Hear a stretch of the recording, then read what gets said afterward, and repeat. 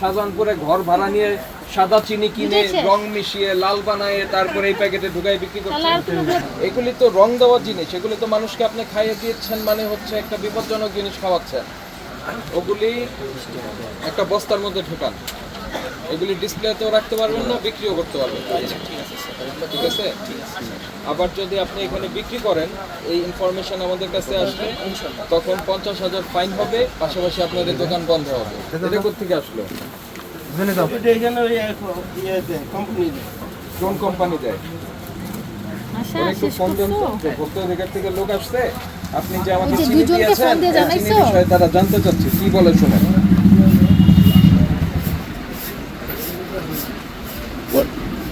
আপনাকে বলছে নকল চিনি মেমো দেয় না, আমাকে 15 কেজি দিছে।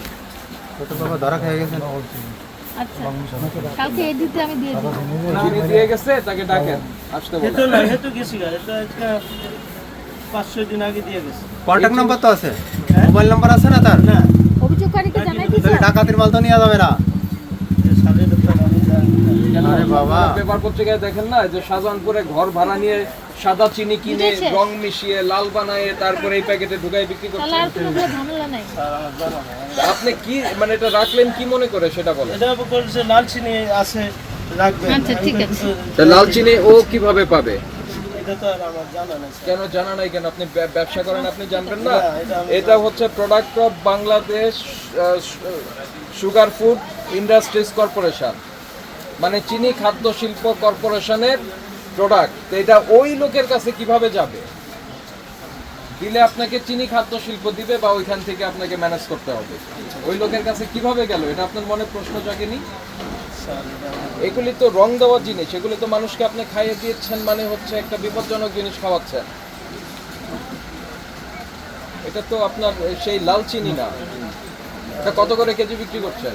এটা হইলো 110 টাকা। 110 টাকা। সাদা চিনি কত? 105। 105, 5 টাকার ডিফারেন্স। আসল লালটা তো 140, আপনিও তো জানেন। হ্যাঁ, এটা কমে দেখে আমি অল্প লইছি, আমাকে কম দিয়ে যেটা আর জানা নাই, আমি জানতে পারি না। আপনাকে ফাইন করব আমরা এইসব দুষ্ট লোকজনের কাছ থেকে বাজে জিনিস রাখার কারণে। তো এটা তো আইনত অপরাধ। ঠিক আছে, 50,000 টাকা জরিমানার বিধান আছে। আচ্ছা, আবার বলে বুঝছি নাই, আবার বলো। অভিজ্ঞতা হইলো আমার আর রাহাই দরকার নাই। না, এটা তো আচ্ছা, আগে থেকে- 4টার মধ্যে আশা করি চলে আসবো। আপনাকে 5,000 টাকা জরিমানা করা হচ্ছে। 4টায় 4টার মধ্যে হচ্ছে।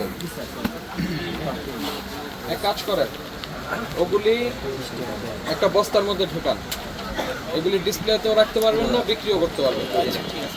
ঠিক আছে।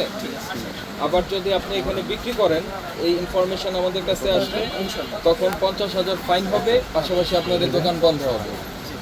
কারণ একটাই ভাই, আমরা জানি যে এটা অরিজিনাল লাল চিনি নয়।